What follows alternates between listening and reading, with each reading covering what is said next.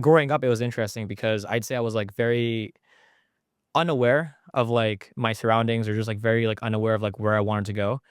And then being a teenager, I remember thinking to myself, like, I am not living the life that I want to live, but it's okay. I'll figure it out. And then I remember during COVID specifically, I was 21 years old and I just had a deep realization. I remember like I went outside to the balcony and I just talked to myself for an hour and I was like, I'm really fucked if life just continues this way because I am barely passing school. Dude, I had like a 2.8 GPA. Like it was bad. It was not good. I had no idea what I wanted to do with my life. I was studying accounting. And I was like, if I don't figure something out, like I am going to be fucked. Right? Like I wanna live in a position where like my kids can go to private school, where like anything that I ever want is taken care of, where I don't have to worry about these things. And I think that for some reason, for such a large, time of my life, I just neglected those things. And then at the age of 21 during COVID, because there was nothing to do but just stare at the wall pretty much, right? I did a lot of self-reflection and all the things that I had been neglecting and just ignoring, they just came to the very forefront of my mind. And I was like, no, like I gotta make a fucking change. And I'd say that at that point in time is like when I started taking life a lot more serious and started embracing wanting to actually make a change. And that's when I had accepted that I was deeply insecure. And a lot of those things that I was hiding behind, I actually faced them in the mirror. I looked at the man in the mirror and I said, this is not who I want to be. And, earlier we were speaking about this concept of insecurity and like Mhm. what it's brought you in your life. And I'd love if you could unpack that a little bit, right? Because again, and we'll go deeper into the story, but from my reading of it, you managed to use that as fuel Yep. for the longest time to actually propel you.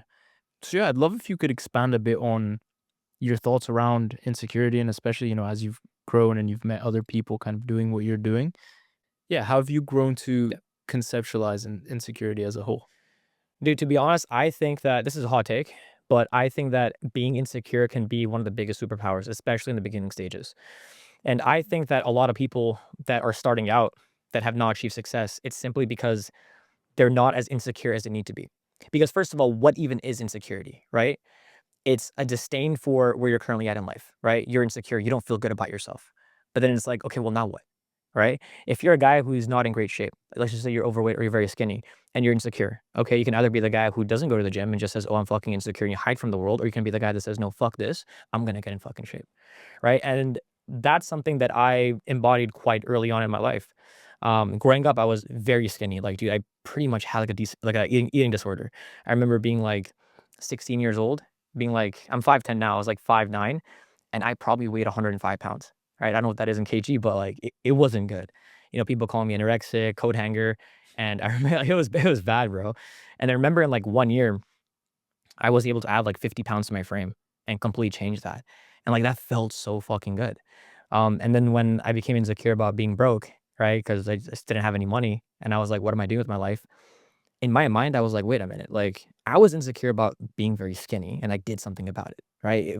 Although it wasn't fucking easy. If I can do the same thing again, I can eradicate this pain. I can make my life better. So that's what I did.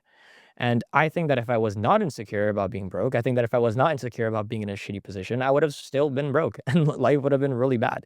So, in my opinion, sometimes being insecure and having those demons, you can use that to actually propel you, right? Because one of my favorite quotes of all time, I'm sure you've heard it, you can get bitter, you can get better, right?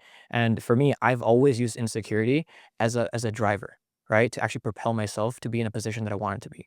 And so to be honest, I'm very grateful for myself for having been insecure and for having had those demons in the first place because it allowed me to get to the position that I now am in.